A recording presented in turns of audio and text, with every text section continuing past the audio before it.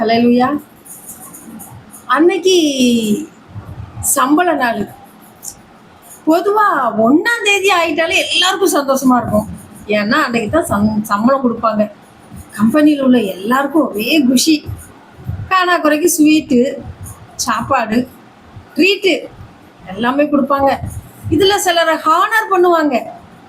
இதெல்லாம் கம்பெனியிலேருந்து செய்வாங்க. எல்லாரும் ரெடி ஆகிட்டாங்க. அவங்களுக்கு சம்பளம் கிடைக்கும், இன்க்ரிமெண்ட் கிடைக்கும், எல்லாம் கிடைக்கும். சரி, ரெடியாகி காலையில் 10 மணி ஆயிடுச்சு. 11 மணிக்கெலாம் எம்டி வந்துடுவார். எல்லாருக்கும் எல்லாம் கிடைக்க போகுதுன்னு சந்தோஷமாக இருந்தாங்க. அதே போல் கிடச்சிச்சு. கிடைச்ச உடனே என்ன நடந்துச்சுன்னா, அது எப்படி அவனுக்கு மட்டும் இவ்வளோ காசு? நாமளும் தான் அதே அவர் தானே வேலை பார்த்தோம். என்ன அவனை மட்டும் பாராட்டி பேசுறாங்க? நாங்களும் தான் அதே மாதிரி கஷ்டப்பட்டு வேலை பார்த்தோம். எங்களுக்கு எந்த பாராட்டும் இல்லை. எங்களை எதுவுமே சொல்ல மாட்டேங்க. அவங்கள மட்டும் தலையில் தூக்கி வச்சுட்டு ஆடுறாங்க. ஆரம்பிச்சுட்டு அங்கே தான் அருமையானவர்களே, நிறைய நேரம் போறாமல் அப்படிதான் ஆரம்பிக்கும். ஒரு 10 பேர் இருக்கிற இடத்துல உங்களுக்கு மாத்திரம் ஒரு கனமும் ஒரு பேரும் புகழும் வந்துருச்சுன்னா அவ்வளோதான். அது எப்படி அவளுக்கு மட்டும் போகலாம்? நாங்கள் எல்லாம் இவ்வளோ கஷ்டப்பட்டு இருக்கிறோம், எங்களுக்கு ஒன்றுமே கிடைக்கல, ஒரு நாள் கூட எங்களை எம்டி பாராட்டினதில்ல சொல்லுவோம்ல.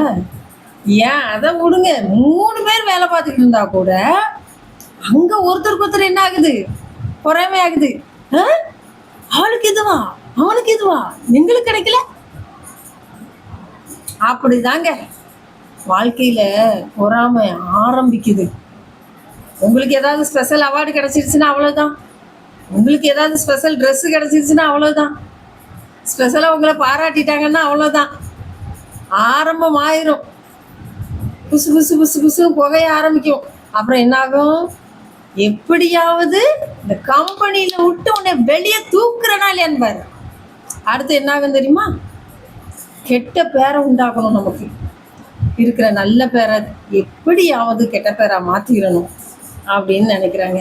இப்படிலாம் நிறைய நடக்கு. கம்பெனியில் மட்டும் இல்லை, நம்ம வேலை ஸ்தலத்தில் எங்கே பார்த்தாலும் அப்படி தான் நடக்கு. ஒரு ஸ்கூல்லையும் அப்படி தான் நடக்குது, காலேஜ்லேயும் அப்படி தான் நடக்குது. சாதாரண கூலி வேலை பார்க்குறவங்களுக்குள்ளேயும் அந்த போட்டி பொறாமைகள் இருக்க தான் செய்யுது.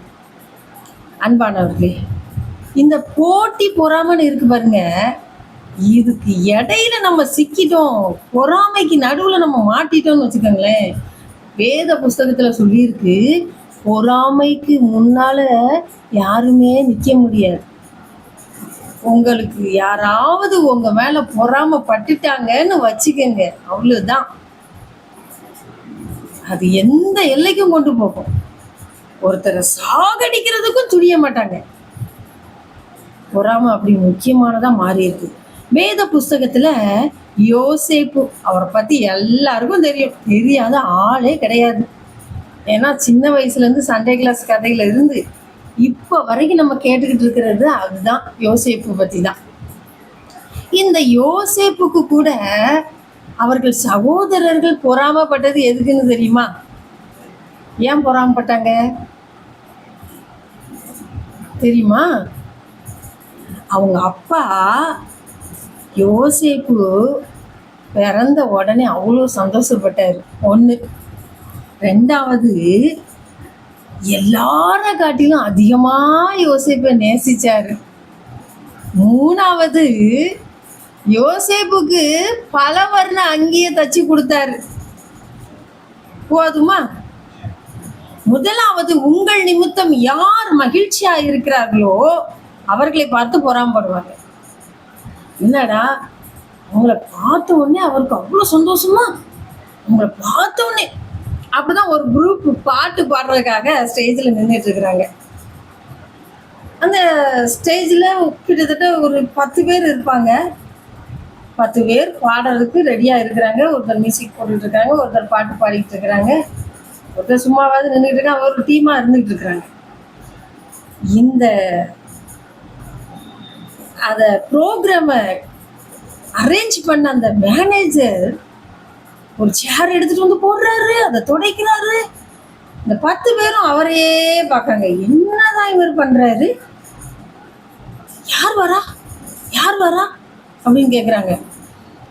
நான் திடீர்னு இவர் இப்படி நடந்துக்கிறாருன்னா யாரும் விஐபி வரப்போறாங்க போல அப்படின்ட்டு.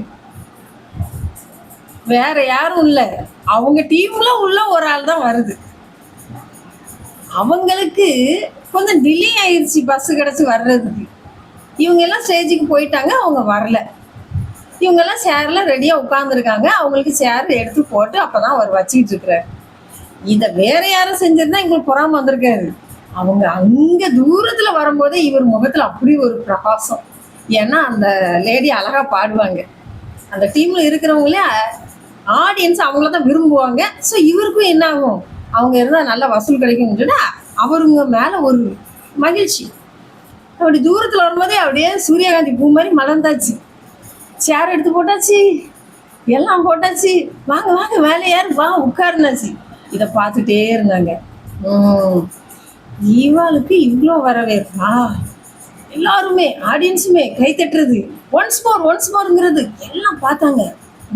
இது சரிப்பட்டு வராது, ஏதாவது பண்ணிடணும். நம்ம டீம் ஓட்டு விளக்குனா மட்டும்தான் நமக்கு பேர் நல்ல பேர் கிடைக்கும்.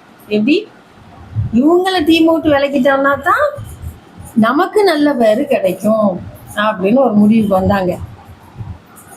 அதனால இவங்களுக்கு என்னென்ன பேக்ரவுண்டில் கஷ்டத்தை கொடுக்கணுமோ அத்தனை கஷ்டத்தையும் கொடுத்து ஒரு கெட்ட பேரை உருவாக்கி இவங்களை தேவையில்லாத வழியிலலாம் பேச வச்சு மக்கள் மத்தியில் இவங்களுக்கு இருந்த மவுஸ் எல்லாம் போக வச்சு வெளியே தள்ளிட்டாங்க.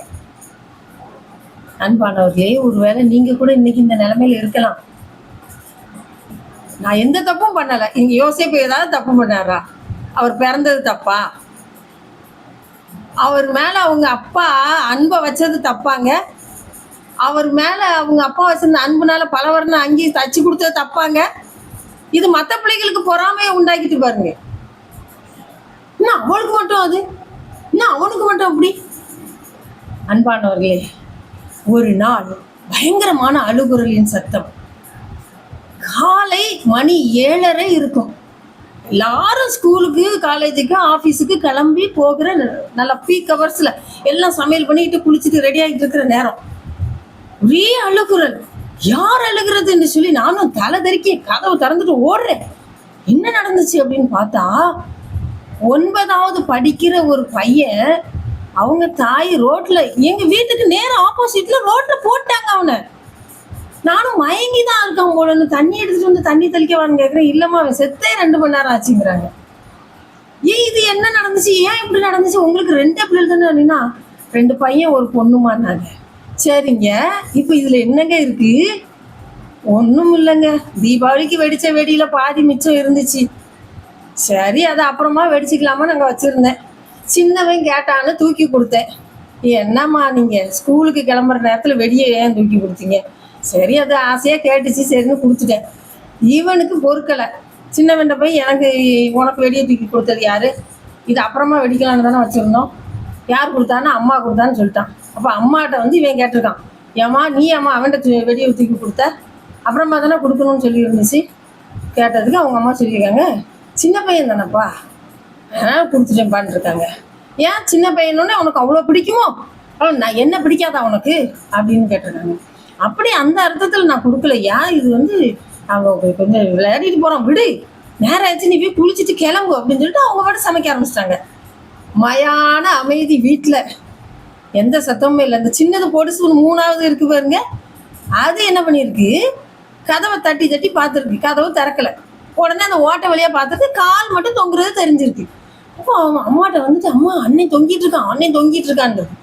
என்னம்மா நீ சும்மா இருமா, நேரம் ஆகிட்டு ஸ்கூலுக்கு கிளம்புங்க, அவ்வளோ பேரும் போட்டு மாற்றி மாற்றி அவன் அதை செய்கிறான் இதை செய்கிறான்னு கேட்டு சொல்லி 2 அடியை போட்டு அதை குளிக்க அனுப்பிட்டாங்க. இதுவும் குளிக்க போயிட்டு யாருமே பார்க்கல.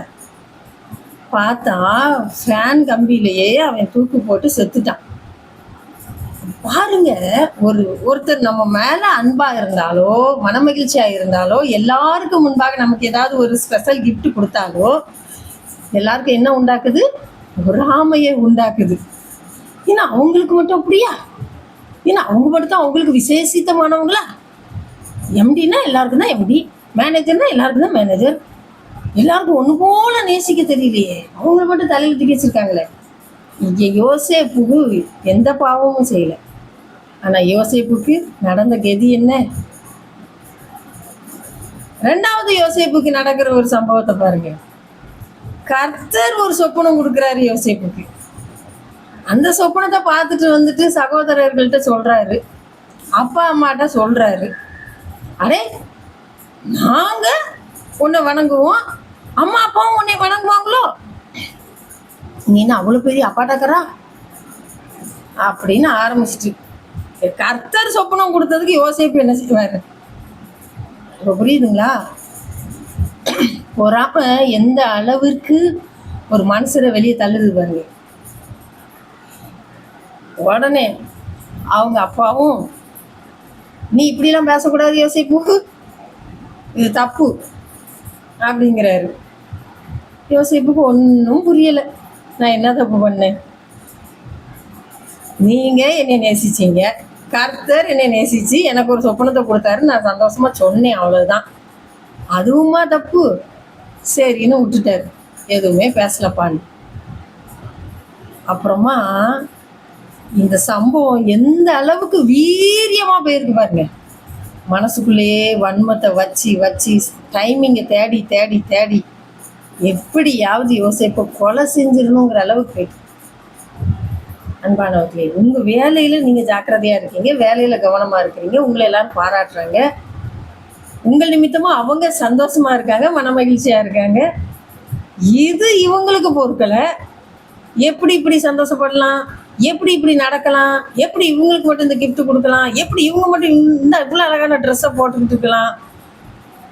எல்லாத்துக்குமே கடுப்பானா என்ன பண்ண முடியும்? அப்படி நடந்துக்கிட்டு இருக்கு உங்கள் வாழ்க்கையில். யோசேப்பு எப்படியாவது செத்துடணும், அவன் செத்தாதான் அப்பாவோட கவனம்லாம் நம்ம மேலே வரும், அடுத்த ஸ்டெப் நம்ம முன்னேற முடியும், நம்மளுக்கு நல்லது நடக்கும், நம்மளையும் புகழ்ந்து பேசுவாங்க, நமக்கும் எல்லாம் கிடைக்கும்னு ஆசைப்பட்டாங்க. அதே போல் சந்தர்ப்பம் தேடிக்கிட்டு இருந்தது போல நடந்துச்சு. அப்படியே ஒரு காட்டு பகுதியில் யோசேப்பு மாட்டிக்கிட்டாரு. ஆஹா, அமுத்துக்கிட்டாண்டா, டே இப்பயே கொன்றணும், கொன்னுட்டு இவன் சட்டையை எடுத்து அப்பாட்ட வேற ஒரு கொடிய மிருகம் கொண்டு போட்டுருச்சுன்னு சொல்லி கொடுத்துருவோண்டான்னு. பாருங்க, கொலை செய்கிற அளவிற்கு இந்த பொறாமை போகிறது. சிலருக்கு ப்ரொமோஷன் கிடைக்கும், கீழே இருக்கிறவங்களுக்கு பொறாமையாகும். சிலருக்கு இன்க்ரிமெண்ட் கிடைக்கும், கீழே இருக்கிறவங்களுக்கு பொறாமையாகும். சிலருக்கு அவார்டு கிடைக்கும், கீழே இருக்கிறவங்களுக்கு பொறாமையாகும். வீட்டுக்குள்ளேயும் அப்படிதான் இருக்குது, வெளியிலையும் அப்படிதான் இருக்குது. வீட்டுக்குள்ளேயும் அப்படிதான் இருக்கு இல்லையா? 2 பிள்ளைங்க இருக்காங்க, 2 பேரில் ஒருத்தருக்கு மட்டும் அம்மா ஜிமிக்கியும் வளையலும் வாங்கி கொடுத்தா அவங்க சும்மா இருப்பாங்களா? அதை பார்த்துட்டே இருப்பாங்க. பத்தியா பத்தியா அவளுக்கு நான் மட்டும் ஒன்று செய்கிறாங்க, எனக்கு நான் மட்டும் ஒன்று, அப்படியே ஆரம்பிச்சிடும். அவங்களுக்கு ஒரு ட்ரெஸ் எடுத்து கொடுப்பாங்க, இவங்களுக்கு ஒரு ட்ரெஸ், பத்தியா பத்தியா அப்படியே ஆரம்பிச்சிடும். இப்படி சின்ன சின்ன பொறாமைகள் தான் பெரிய கொலை அளவுக்கு போகுது. நீ என்ன பண்ணிட்டாங்க? யோசேப்பை கொல்றதுக்கு முடிவு பண்ணாங்க. ஆனால் கர்த்தர் யோசேப்பை காப்பாற்றினார், சொப்பனம் நிறைவேறும்படி செய்தார். ஹல்லேலூயா. இன்னைக்கு ஒரு வேளை உங்களை தள்ளி இருக்கலாம், உங்கள் ஸ்தானத்திலிருந்து உங்களை தள்ளி இருக்கலாம். உனக்கு எப்படி இந்த கம்பெனியில் நல்ல பேர் எடுக்க வைப்போம் நாங்கன்னு சொல்லி உங்களுக்கே தெரியாமல் உங்களையே வேதனைப்படுத்தும்படியாக செய்து உங்களுக்கு கெட்ட பேரை உண்டாக்கி உங்களை தள்ளியிருக்கலாம். இது எல்லாருக்கும் பொருந்தும். ஊழியம் செய்கிறவங்களுக்கும் இந்த மாதிரி நடந்துக்கிட்டு தான் இருக்குது. ஒரு ஸ்தாபனத்தில் ஒரு 10 ஊழியக்காரங்க இருக்கிறாங்க. அவங்க சர்ச்சை ஊழியம் செய்யலாம், அல்லது கிராம ஊழியங்கள் செய்யலாம், அல்லது வாலிபர்கள் மத்திய ஊழியம் செய்யலாம். ஒருத்தருக்கு ஒருத்தர் என்ன ஆகுது? பொறாமைகள் வருது. இன்னைக்கு எனக்கு ஒரு தாளந்த கர்த்தர் கொடுத்துருக்கார, நான் பயன்படுத்துகிறேன், அது உங்களுக்கு என்ன ஆகுது? பொறாமையாகுது. உங்களுக்கு ஒரு தாளந்த கர்த்தர் கொடுத்துருக்காரு, நீங்கள் பயன்படுத்துகிறேன், அதை பார்க்குற எனக்கு என்ன ஆகுது? பொறாமையாகுது. என்னடா இது, இவங்க மட்டும் விசித்திரமாக ஜெபம் பண்ணுறாங்க, இவங்க மட்டும் செய்கிறதுலாம் நடக்கு, இவங்க மட்டும் சொல்கிறதுலாம் அப்படியே ஆகுது அப்படின்னு பொறாமையை கலப்பிடுது. இந்த பொறாமை ஒரு நாள் உருப்படாது. ஆமை புகுந்த வீடு உருப்படாத போல அது இந்த பொறாமை தான். பொறாமை வந்துட்டுன்னு வைங்க, அவ்வளோதான். ஒரு மனுஷனுக்குள்ள பொறாமையை நம்ம கண்டுபிடிக்கணும். யார் யாருக்குள்ள பொறாமை வருதோ அந்த பொறாமை வருவதற்கு முன்பாகவே நம்ம அலர்ட்டா இருந்துக்கணும். தேவனுடைய சமூகத்துல அதை வச்சு நம்ம ஜெபிச்சு மேற்கொள்ள நம்ம கற்றுக்கொள்ளணும். வேலை பார்க்குற இடத்துலையும் சரி, வீட்லேயும் சரி, வெளியிலையும் சரி, எங்கேயும் சரி, இல்லையா? யாராவது உங்களை பாராட்டி பேசிட்டாங்கன்னா அடாடாடாடா அவ்வளவுதான். என்னென்ன பொறாமை எலும்பும் தெரியுமா? அடுத்து உங்களுக்கு ஒரு கெட்ட பேரை உருவாக்கி கொடுத்து வேலையை ரிசைன் பண்ண வச்சு உங்களை மென்டலாக்கி வீட்டில் உட்கார வச்சிடுறாங்க. இந்த அளவுக்கு ப்ரெஷர் கொடுத்துட்றாங்க. அதனால தான் மனுஷனுடைய புகழ்ச்சி தான் அவனுடைய வீழ்ச்சிக்கு காரணம்னு எழுதப்பட்டிருக்கு. ஒருத்தர் நம்மளை புகழ்ந்து பேசும்பொழுது அது அப்படி ஆயிரும். அன்பானவர்களே, 2010 வருஷம் என்னால் முடிந்ததை ஏழை குழந்தைகளுக்காக நான் செய்து கொண்டு வந்தேன். அதையும் என்னிடத்திலிருந்து பிடுங்கிவிட்டார்கள். ஆனால் பிடுங்கி ஒழுங்காவது வச்சுருந்தாங்களா? அதில் கொஞ்சோண்டு பிள்ளைகளை வச்சுட்டு மீதி எல்லாத்தையும் அனுப்பியாச்சு. 5 வயசுக்கு உட்பட்ட 9 பிள்ளைகளை வச்சுட்டு மீதி எல்லாரையும் போங்கன்னு விரட்டிட்டாங்க. அது எங்கே போகும்? திரும்ப ஆட்ட தான் வந்தாங்க. சரி இருங்கன்ட்டு உட்கார வச்சுருந்தேன். கஷ்டத்தோட கஷ்டமாக அவங்களையும் போட்டு வளர்க்கலான்ட்டு ஒரு அரசியல்வாதியோட கையால் வந்தார். அம்மா, எங்கள் லீடருக்கு பிறந்த நாள் வருது. அவர் பிறந்த நாள் அன்னைக்கு உங்கள் ஆர்ஃபனேஜுக்கு ஏதாவது செய்யலான்னு நாங்கள் ஆசைப்படுறோம். உங்கள் தேவைகள் என்னன்னு சொன்னீங்கன்னா எங்கள் ஐயாட்ட சொல்லி உங்களுக்கு நாங்கள் பிறந்த நாள் விழா கொண்டாடும் பொழுது கையில் கொடுத்துருவோன்ட்டார். எனக்கு என்ன தெரியும்? நான் என் பிள்ளைங்களாம் அங்கே வாங்க எல்லாம் வந்துச்சு. ஆளுக்கு என்ன வேணுமோ எழுதி கொண்டு வாங்கன்ட்டு எல்லா குழந்தைங்களும் சைக்கிள்னு எழுதுனாங்க. ஏன்னா ஸ்கூலுக்கு பஸ்ஸுக்கு காத்து கிடந்து ஏறி போறதுக்குள்ள டைமிங் ஆகிருதுன்ட்டு ஸ்கூலுக்கு சைக்கிளில் போயிடலான்னு ஆசைப்பட்டு எல்லாம் சைக்கிள் எழுதியாச்சு. அப்புறம் அந்த சமைக்கிற அக்கா சொன்னாங்க, சின்ன கிரைண்டரில் மாவு ஆட்ட முடியலம்மா, பெரிய கிரைண்டராக இருந்தால் நல்லா இருக்கும், என்ன வேணுமோ எழுதுங்க.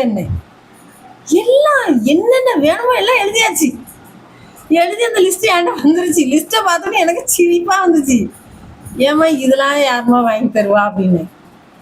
ஏம்மா கேட்டாங்க, எழுதி கொடுத்தாச்சு. அவன் நீங்கள் அவங்க கேட்டதுக்கு கொடுத்துருங்க அவங்க கையில் இருந்தாங்க.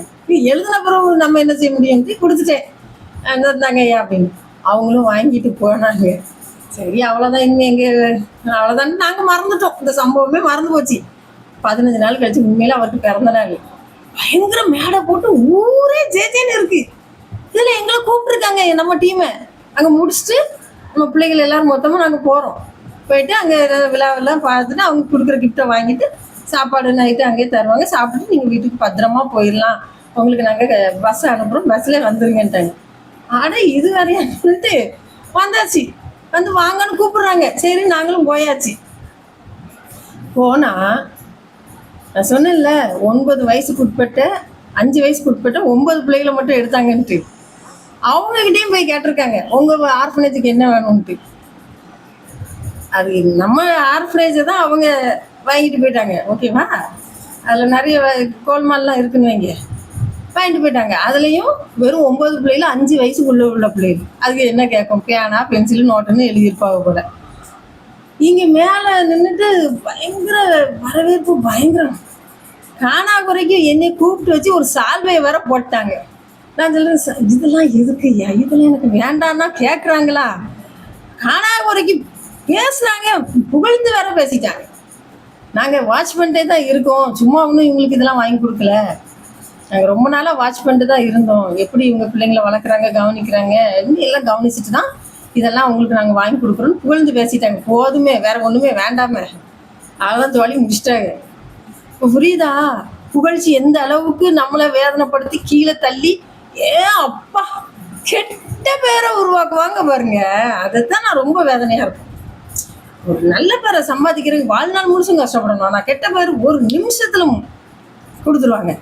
இவா இவன் மோசமானவா, எம்மா இவன் மோசமானவன், எம்மா இவன் இந்த காரியத்தை செஞ்சுட்டான், எப்பா அவ சுயத்துக்கு ஆசைப்பட்டு இப்படி பண்ணிட்டா. எத்தனை கெட்ட பேர் உங்க மேல தூக்கி போட்டாங்க. தேவையில்லாத வீண் பழியெல்லாம் தூக்கி போட்டு செய்யாத குற்றத்தெல்லாம் நீங்க செஞ்ச மாதிரி சொல்லி இன்னைக்கு அந்த வேலையிலையும் இல்லை, நீங்க வேலையை விட்டு வந்தாச்சு. ஆனா தேவன் சொல்லுகிறார், யோசேப்பை சிறைச்சாலையில கூட கொண்டு போய் போட்டாங்க. அழுதான், சொந்தங்கள் தான் போடுது, சொந்த சகோதரர்கள் தான் போடுறாங்க. சிறைச்சாலையில இருந்துட்டு அழுகுறான், நான் என்ன தப்பு பண்ணேன் அப்படின்னு. கர்த்தர் பார்த்தாரு, சிங்காசனத்தை தூக்கி கொடுத்துட்டாரு. ஹல்லேலூயா. இன்னைக்கு நீங்க நினைச்சு அழுதுகிட்டு இருக்கலாம், நான் என்னப்பா தப்பு பண்ணேன், நான் இந்த சிறைச்சாலையில வந்து இருக்க வேண்டிய அவசியமே இல்லையே. சிறைச்சாலையில கூட யோசேப்பு சொப்பனத்தை கண்டு சொன்னவங்களுக்கு விளக்கம் சொல்லி, நீ ராஜாவினுடைய ஸ்தானத்துல பக்கத்துல இருந்து ராஜாவுக்கு ஜூஸ் புழிஞ்சு கொடுப்பப்பா, அப்ப என்னைய நினைச்சிக்க, நான் எந்த தப்பும் பண்ணாம இந்த சிறைச்சாலையில கிடக்கேன், எங்க அன்னைமார் பார்த்த கூத்து, எப்படியாவது என்னை வெளியில தூக்கிடுன்னு சொல்லிவிட்டான். சொன்னானா அவன் 2 வருஷம் யோசேப்பை மறந்துட்டான். பாருங்க, உங்களை எல்லாரும் மறக்கலாம், உங்க கூட வேலை பார்க்குறவங்ககிட்ட எல்லாம் நீங்க சொல்லி வச்சிருந்திருப்பீங்க, எப்படியாவது சொல்லு, எம்டிட்ட சொல்லு, எப்படியாவது எனக்கு இந்த திரும்ப இந்த வேலை வேணும், நான் எந்த தப்பும் பண்ணலன்னு சொல்லுன்னு சொன்னாங்களா? மறந்துட்டாங்க. ஆனா கர்த்தர் மறக்கவே இல்லை. தூக்குனாரு, ஓகோன்னு தூக்கிட்டாங்க. நமது ஜனத்தை போஷிக்கும்படியாக கர்த்தர் தெரிந்து கொண்டார். ஹல்லேலூயா. அவன் சொப்பனை எப்படி நிறைவேறுதுன்னு பார்ப்போம்னு சொன்னாங்க.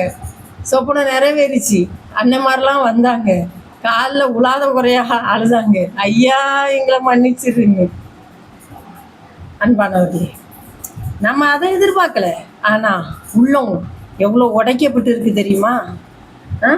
ஒரு குடும்பத்துல 3 மருமகா, அவங்க 2வது மருமகளை மூத்த மருமகளும் கடைசி மருமகளும் சேர்ந்து வேதனைப்படுத்தி அந்த வீட்டை விட்டே துரத்துனாங்க. அவள் வேதனையோடு வெளியேறி போனான். புருஷனையும் அனுப்பல, அவளும் அவள் பிள்ளைகளும் வேதனையோடு வெளியே போனாங்க. நடந்தது என்ன தெரியுமா? அந்த தாயார் அந்த சொத்து எல்லாம் அந்த மகன் பேருக்கும் அந்த மருமகா பேருக்கும் தான் எழுதி வச்சிருந்தாங்க. அன்பானவர்களே, ஒரு வேளை நீங்க நினைச்சிக்கிட்டு இருக்கலாம், என்னைய தள்ளிட்டாங்க, என் ஸ்தானத்தில் இருந்து என்னை கீழே தள்ளிட்டாங்க, என்னுடைய உழைப்பெல்லாம் அவங்க ஒரு நொடியில என்னத்தை செஞ்ச நீன்னு கேட்டுட்டாங்க, எவ்வளோ மனம் மடி வாக்க முடியுமோ அவ்வளோ ஆக்கி என்னை வெளியே தள்ளிட்டாங்க, நான் இன்னைக்கு கீழே கிடக்கிறேன், நான் இங்கே இருக்கிற வேண்டியவளே கிடையாது, எனக்கு இன்க்ரிமெண்ட் கிடைக்கணும், எனக்கு ப்ரொமோஷன் கிடைக்கணும், மேலே இருக்க வேண்டியது, இன்னைக்கு என்னை கீழே தள்ளிட்டாங்க, வயிற்றுச்சல நீங்கள் உட்காந்துட்டு இருக்கலாம். ஆனால் கர்த்தர் நினைச்சது என்ன தெரியுமா? என் பிள்ளா நீ அழாத, என் கண்மணி நீ அழாத, எல்லாத்துக்கும் மேலான அதிகாரியா நீ அதே இடத்துல போய் உட்காருவ. யாரு ஒன்ன குளியில தூக்கி போட்டாங்களோ அவங்க தான் வந்து உன்னை வணங்க போறாங்க, யார் ஒன்ன வேண்டான்னு சொன்னாங்களோ அவங்க தான் உன்னை வந்து என்னை காப்பாத்துன்னு உன் காலில் உள்ள போறாங்க. நடக்குங்க. அட இதெல்லாம் எங்க நடக்க போகுதுன்னு தானே உங்க மனசு நினைக்குது? கிடையாது. அன்னைக்கு யோசேப்பு எவ்வளவு கதர்னா எவ்வளவு அழுதான் தெரியுமா?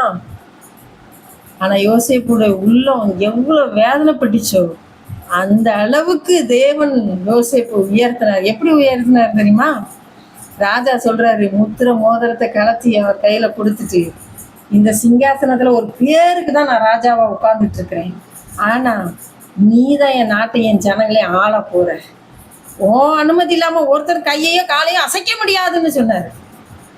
அன்பானவர்களே, இன்னைக்கு உங்களை இந்த இடத்த விட்டு வெளியே தள்ளி இருக்கலாம், உங்க ஸ்தானத்தை விட்டு நீங்க வெளியே போயிருக்கலாம், உங்க அன்பானவர்கள் உங்களையே தூக்கி வெளியில வீசி இருக்கலாம், அவர்களுக்காக நீங்க செய்ததை மறந்து இருக்கலாம். ஆனா கர்த்தர் மறக்க போறது இல்ல. மறுபடியும் உங்களை உயர்த்த போகிறார்.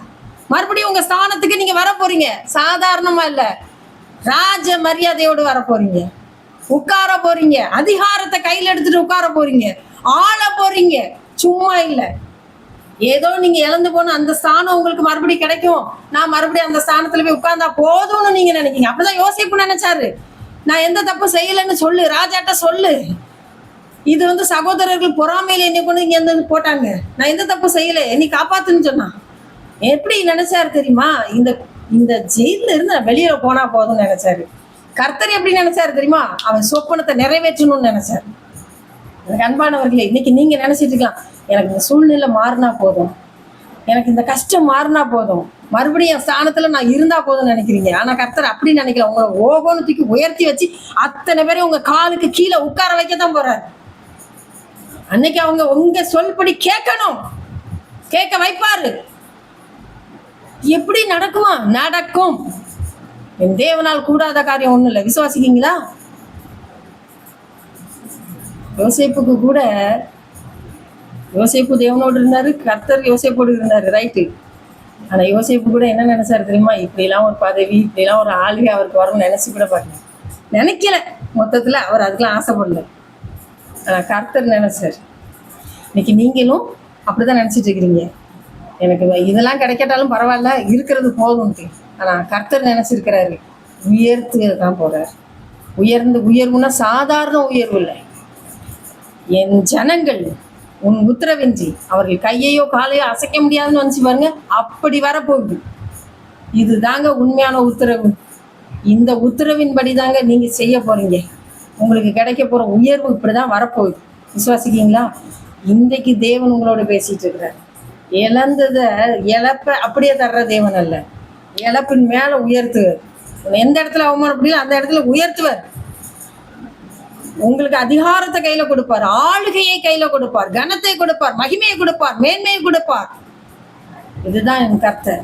இன்றைக்கு அதை தான் உங்களுக்கு செய்ய போறேன்னு சொல்லிட்டு இருக்கிறார். என் பிள்ளை அழுதுகிட்டு இருக்கு. என் பிள்ளை இன்னைக்கு வெக்கப்பட்டு ஓடி ஒளிஞ்சு ஒரு ரூம்குள்ள உட்காந்துட்டு இருக்கு. நீங்க உட்கார வேண்டிய ஆள் கிடையாது. நல்லா சாப்பிடுங்க, உங்க உடம்ப கவனிங்க, எழுந்துருங்க, தூசிய உதறுங்க. தேவன் உங்களை உயர்த்துற நேரம் வந்துச்சு. எழுந்துருங்க. மறுபடியும் அந்த ஸ்தானத்துக்கு நீங்க வரப்போறீங்க. ஜெபிக்கலாமா? நான் உங்களுக்காக ஜெபிக்க போறேன். ஒருவேளை என்னோடு பர்சனலா ஜெபிக்க விரும்புகிறவங்க எத்தனையோ பேர் நீங்க என் ஃபோன் நம்பரை பார்த்துட்டு ஜெப உதவி கேட்டிருக்கீங்க. அதன்படி நானும் ஜெபித்து இருக்கிறேன். கர்த்தர் உங்களுக்கு அநேக அற்புதத்தை செய்திருக்கிறாரு. இப்ப வரைக்கும் ஒவ்வொரு சாட்சியா சொல்லிக்கிட்டே இருக்க அதை கேட்க கேட்க எனக்கு அவ்வளவு மகிழ்ச்சியா இருக்கு. நீங்களும் கூட என் கூட பேசணும்னு ஆசைப்பட்டீங்கன்னா நீங்க பேசுங்க. உங்களுக்காக நான் ஜெபிக்கிறேன். நிச்சயமா ஒரு பெரிய அற்புதம் நடக்க போகுது. அன்பின் பரலோக பிதாவே, இன்றைக்கு என் ஸ்தானத்தில் இருந்து நான் துரத்தி விடப்பட்டேன் என்று யார் யார் அழுது கொண்டு இருக்கிறார்களோ அவர்களை எல்லாரையும் உயர்ந்த ஸ்தானத்துல கொண்டு நிறுத்துங்கப்பா. அதிகாரியாக வைங்க, முத்திரை மோதிரமாக மாற்றுங்க.